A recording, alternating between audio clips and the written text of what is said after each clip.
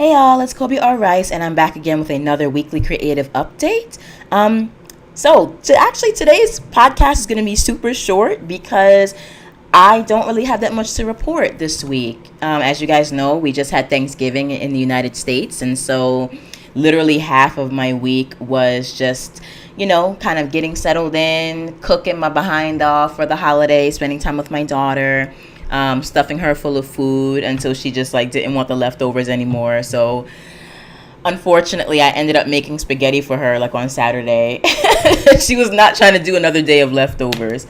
But it was delicious. I got the mac and cheese down, the homemade stuffing, pernil, honey ham, although it's not really like a honey ham. It's like a pineapple, cherry, brown sugar glazed ham. But it was delicious. Roast vegetables on a bed of rosemary because I am taking Gordon Ramsay's masterclass online, and that's what he said to do, and he is exactly right. It tasted delicious. Anyway, so that was a really great way to spend my holiday. But actually, between Thanksgiving and then also focusing on the giveaway that's coming up, I literally didn't really get much else done, and that's probably going to be the same thing that's happening for this next week and the week after, as I very quickly literally drive the grad school car as fast and as furiously as I can, because I literally have only 12 more days of grad school, and I have 8 projects due in those 12 days, which is really insane. So so that's one thing. And then the second thing is, FYI to all you guys, I will not be posting another podcast until Monday, December 11th. So you guys won't get a podcast next Monday, but you will get a podcast the Monday after next, because as I said, these next 2 weeks are basically insane with graduate school, and I just want to make sure I'm focusing on that, finishing up that 2 weeks really strong, and also making sure that I have enough time to launch the new Adult Noir 25 Days of Box Sets giveaway, which, by the way, just FYI announcement, the 25 Days of Box Sets, okay, you can see where my mind's at.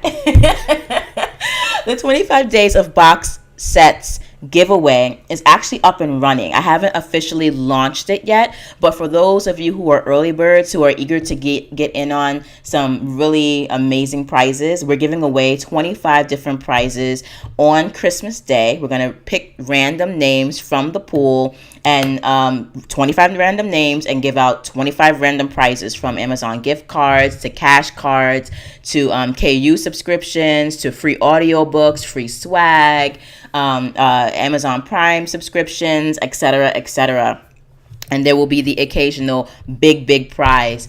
So definitely go and join that and spread the word, because each entry, or rather each person that you're able to recruit into the giveaway through your specialized link, will get you another 50 entries. So that increases your chances of winning by 50 entries with every single person that you're able to recruit in. So definitely join and spread the word through Twitter, through Facebook, through your URL. Invite people to subscribe to the YouTube channel for New Adult Noir, and you will start racking up those entries ASAP. We already have over 200 people who are in line and who are already in the system, so make sure you get on that as soon as possible. So that's only one part of our giveaway, though, just FYI. As you guys know, everyone who joins gets a free prize, and that free prize will include anywhere between 1 to 20, maybe even 21, depending on whether or not I can bring this special collection together. Different box sets, sci-fi, from sci-fi fantasy to sci-fi fantasy romance to horror. You guys, this is really one of the best giveaways ever. So whether you actually come through the giveaway by downloading a box set and then joining, or if you join the giveaway, the prize giveaway, and then get your box sets, everybody who enters the giveaway gets a free prize. And if that free prize is not enough to satisfy your bookworm spirit, I will be offering yet another very special box set at the very end of the giveaway itself. So even if those 20 sci-fi fantasy and sci-fi fantasy romance box sets aren't enough, even if entering the giveaway for a chance to win one of 25 prizes is not good enough to satisfy your holiday spirit, I will still be giving you guys an extra box set of very special novels curated specifically by the New Adult Noir blog. So just stay tuned for that. In the meantime, if you're waiting for the official launch day of the 25 Days of Box Sets giveaway, which is this Friday, you're not quite ready to join, or you have other things to do, I don't really know what it would be, because this is the most amazing giveaway ever. But whatever, do you. We still have our November free dark and gritties available at newadultnoir.com, as well as 10 new series in both the sci-fi fantasy horror and sci-fi fantasy horror romance genres available at newadultnoir.com. That's NEWADULTNOIR.com. So check us out. You will find all your awesome free stuff, your free books, new series, and of course, a chance to enter the 25 Days of Box Sets and 25 Days of Prizes giveaway. Okay, that was a long sort of commercial, but that's over, and hopefully you guys will skedaddle on over to that site. I'll put the link below and just go get your life. Okay, so let's see. I'm not going to be back until 2 Mondays from now. Giveaways. Okay, so let's get into what I actually was able to get done, which is like not much. I mean, a lot was done this week, but I wasn't able to really engage in a diversity of different creative projects like I usually do, because again, end of school year crunch is upon me. And let me actually take like another note right here, because I wanted to take this down. So one of the big things that I actually got done this week was that I finally bought the domain names for I don't know how many at this point, because I just lose count, but for 4 of my other subsidiaries. So Rebel Ragdoll has always had a domain name and space reserved for it on the web, and I'm still working on the website to make sure it's like totally official and just like gorgeous looking. But I also recently finally put on lock Rebel Ragdoll Press, Rebel Ragdoll Productions, Chick Rogue Studios, and I think that's it actually. I think I just put those 3 on lock. Everything else, like for example, the Bohemian Badass, that's already been on lockdown. Oh, and the other domain name that I actually reserved, or that I bought, was the one for the Dollhouse, which is, as you guys know, the philanthropic and charitable arm of Rebel Ragdoll as a fempire. Now, I was chagrined to find out that someone had actually already purchased the domain name for the Dollhouse, and actually someone also established a non-for-profit in literally names the Dollhouse, and really wonderful actually. Another amazing, intelligent, gorgeous, strong Black woman who wanted to start a non-for-profit to basically give back to her community in Florida. So mad props to you. I forget your name, hun, but like I checked out your site. You're amazing, and she's already, I think, giving out or has already given out maybe 5 scholarships to up and coming college students who need to get through college. So, mad props to you, boo. Mad props, but at the same time, it threw sort of a monkey wrench into my plan in terms of putting that domain name on lock. So I sat back and I thought, well, maybe I should change the name of my non-for-profit. Maybe I should choose a different foundation name.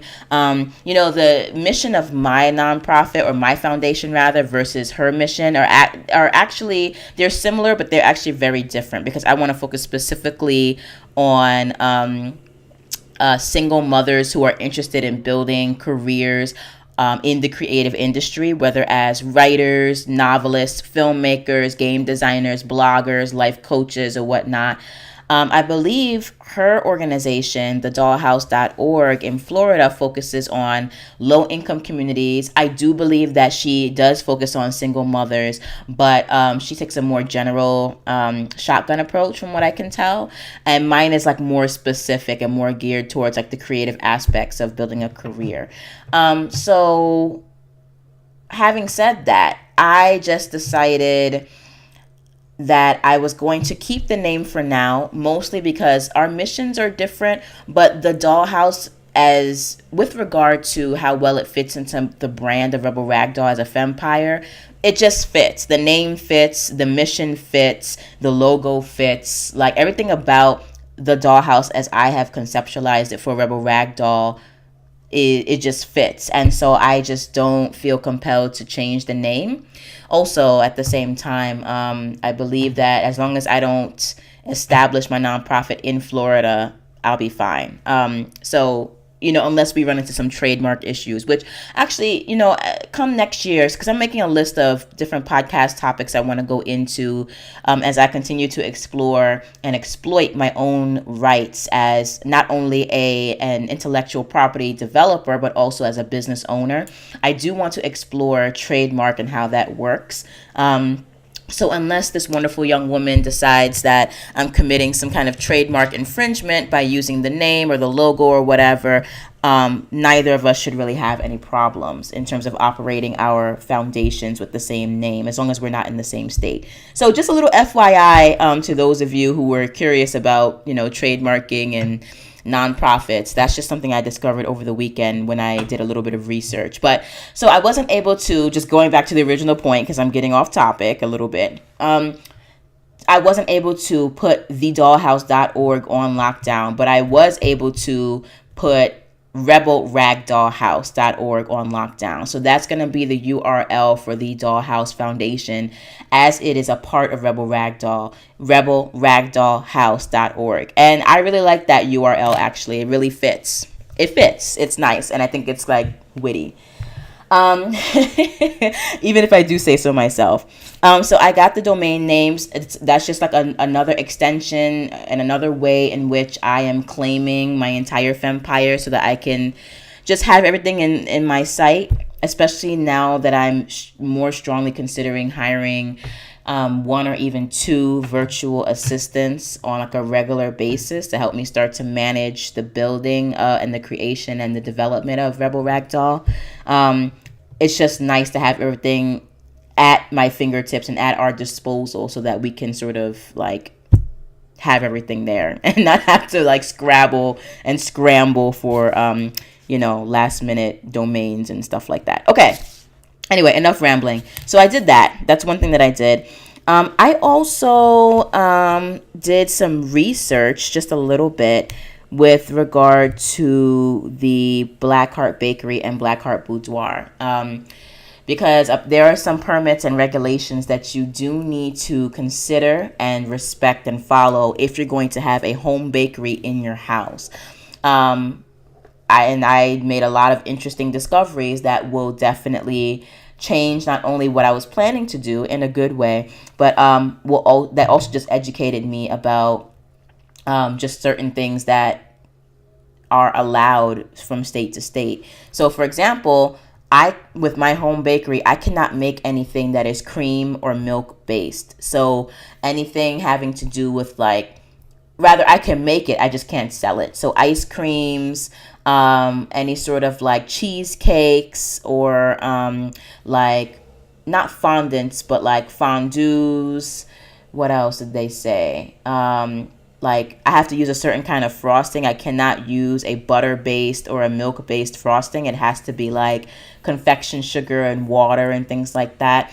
So things that I can't sell include those creamy things. I was going to originally sell you guys some mason jar cakes, which I think are delicious. But according to the regulations, they have to be very specific kinds of baked goods. And the moisture percentage cannot exceed a certain amount. So for them, selling cakes is out of the question because they're too moist and they can start to develop mold and things like that. But things like cookies, fudge, brownies, candies, and chocolates, which basically covers most of what I plan to offer, are totally fine and covered.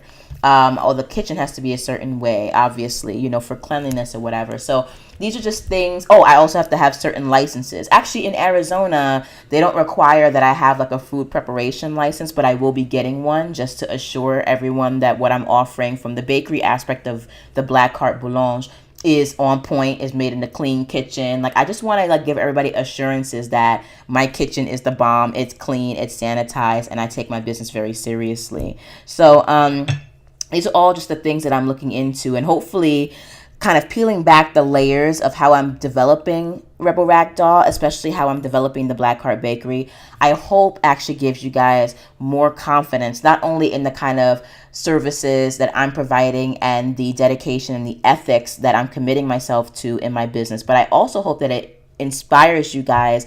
If you are considering creating home businesses like this, there are definitely pathways to doing this kind of stuff. You just have to go about it the right way, in a way that's legal and in a way that's protecting your customer.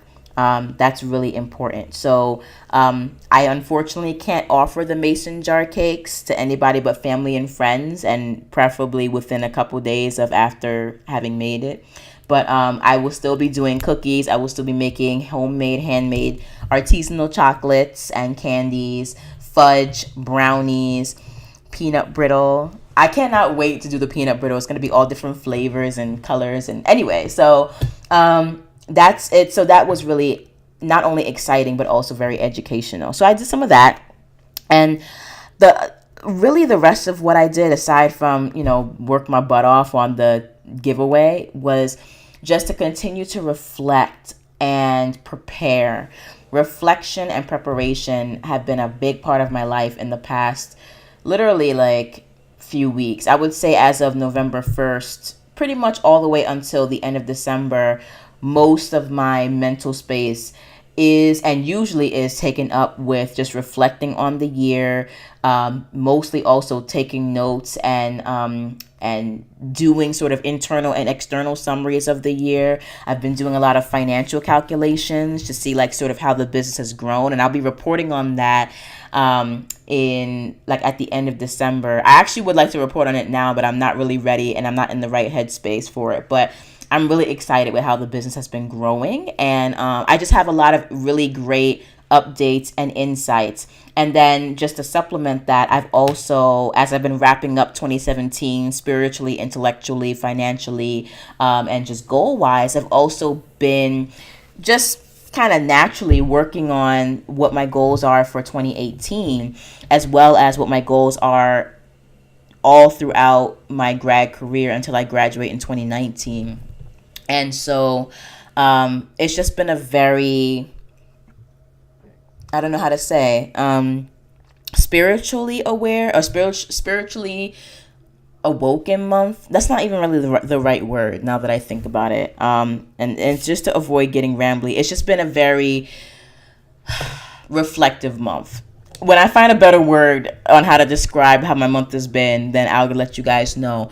But just thinking about everything that I've been doing, that I've experienced, that I've been through from January 1st of this year all the way up until now, and this last month has really helped me to not just grow spiritually, but like just take a bird's eye view and look objectively at what has been going right and what has not, and is offering me another chance to fix that and to have different goals in 2018, or the same goals depending on what I want to do. And so what I will tell you guys though is that looking at this past year has definitely helped me to realize what I want to do in this final month of December.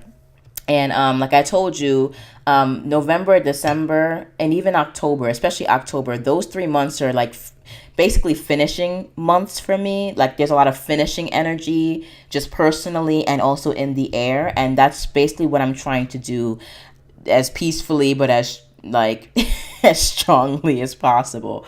Finishing out graduate school, finishing out this 25 days of box sets giveaway, finishing out my creative projects, just like lots of finishes, and wrapping things up in as neat of a bow as possible. And so that's the kind of energy I'm in right now, which is why I really don't want to come back, and I can't really come back to the podcast until December 11th, Monday, December 11th, where grad school will be behind me, and I'll be able to like look forward to like basically over the next 20 days from the 11th to the 31st as to like what I'll be doing, not just for that month, but in 2018.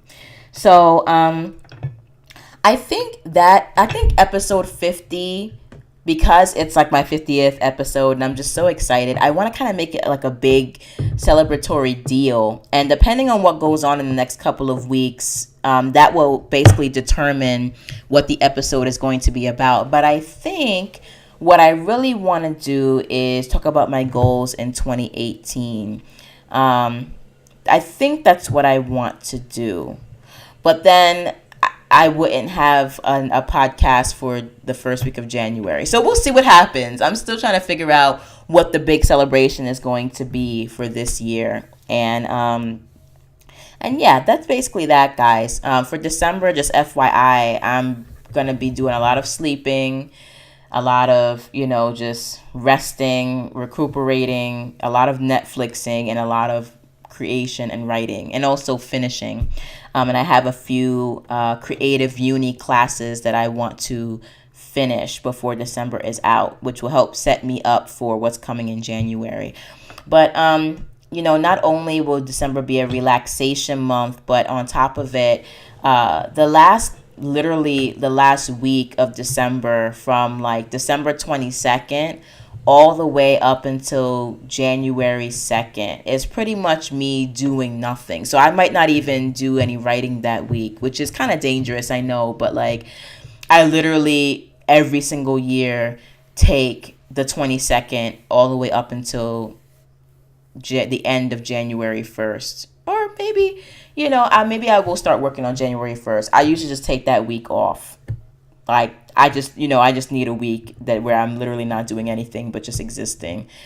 So anyway, this is getting rambly and long. Like I said, it's not going to be like a long podcast, but I just wanted to come say hi to you guys, talk about my Thanksgiving, in which I was giving a lot of gratitude and still give lots of gratitude for everything that I have and everything that I've just survived, and just for being alive and having an amazing kid and all these wonderful things. So Thanksgiving was really helpful for me in terms of just letting me take a step back, at least for a minute, and feeling gratitude for what's happening in my life. And that is the attitude with which I will end this podcast and then proceed into the next couple of weeks, because I will need prayer, y'all, because these next couple of weeks are hell. I have 2 short films to cut. I have an entire protocol on Titus Andronicus to finish.